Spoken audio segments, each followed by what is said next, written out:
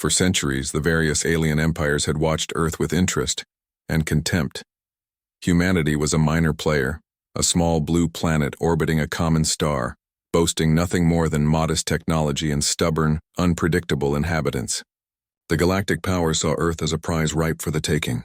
Its resources, its population, its strategic position, all would be theirs for the claiming.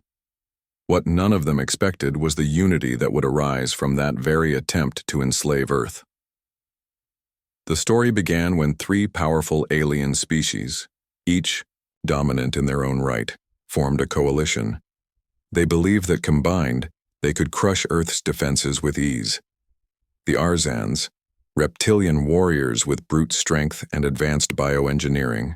The Veltrans, swift and cunning, masters of electronic warfare. And the Dralics, enormous beings wielding devastating energy weapons. The coalition launched a massive invasion fleet that darkened Earth's skies. Cities fell, armies crumbled, and humanity faced extinction, or so it seemed.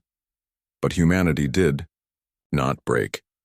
Instead, the invasion forced humanity to put aside long-standing divisions. Rival nations, distrustful factions, and scattered militias united under a single cause: survival. Scientists shared their knowledge freely. Engineers combined efforts, and soldiers fought side by side regardless of origin. Earth's defenders adapted quickly. Using captured alien technology, human ingenuity turned desperate defense into cunning offense. Their cities, once easy targets, became labyrinths of traps and surprises. Swarms of drones, hacked from Veltran designs, patrolled the skies. Improvised energy shields protected vital locations. The humans learned quickly, and each victory fueled their determination. The coalition, confident at first, soon found themselves struggling. The same technology they once wielded with ease was now used against them. The humans exploited every weakness, every flaw. More troubling for the coalition was the growing human influence beyond Earth. As the war dragged on, other species began to question the coalition's motives. The arrogance and cruelty of the invaders alienated many. Some minor worlds started to support Earth's resistance, providing supplies, intelligence, and even fighters.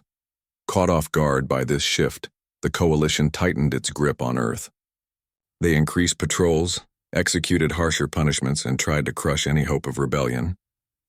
Yet with each act of oppression, humanity's spirit grew stronger. It was during this bleak period that a remarkable figure emerged, an ordinary human named Eli. Eli was neither a soldier nor a politician, but a teacher. He traveled between resistance cells, spreading messages of hope, unity, and strategy. His calm voice and clear mind inspired even the most broken. Eli's presence was felt far beyond Earth. Allied species looked to his example.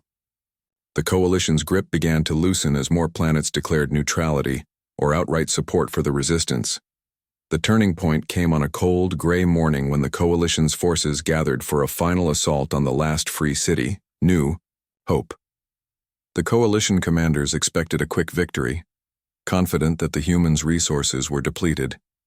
But they had underestimated one thing: the human will. When the battle began, the skies filled with fire and fury. The coalition unleashed their most advanced weapons, and the ground shook with explosions.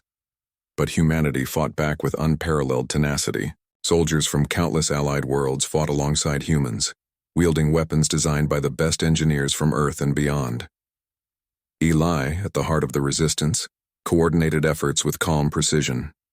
He used old tactics combined with new technology, always adapting, always surprising. The coalition's forces began to falter. The Arzans found themselves outmaneuvered by human guerrilla tactics. The Veltrans lost control of their electronic networks to hackers trained by Earth's finest minds. The Dralics' mighty energy beams were disrupted by improvised shield arrays. One by one, the coalition's commanders fell or surrendered. In the aftermath, the coalition's leaders were brought before the council formed by the victorious allies. They were stripped of their power and dignity. The species they once ruled and oppressed now demanded justice. But humanity, through Eli's voice, called for mercy. "We fought not to enslave but to be free," Eli declared. "We have seen what hatred and division bring. Let this be a lesson for all. We offer peace, but it must be earned." The allied species, moved by humanity's example, agreed. They imposed strict terms: no more wars of conquest, respect for sovereignty, and shared governance among the planets. The coalition dissolved, replaced by a new order, one born from the ashes of conflict but rooted in cooperation. From that day forward, Earth was no longer a weak world to be conquered. It was a beacon of unity and resilience, a place where species once enemies now came to learn from humans, the species who united against impossible odds and taught the galaxy the true meaning of strength. And the story of that unity became legend. The day when every species cried out for mercy was also the day they learned to ask for peace.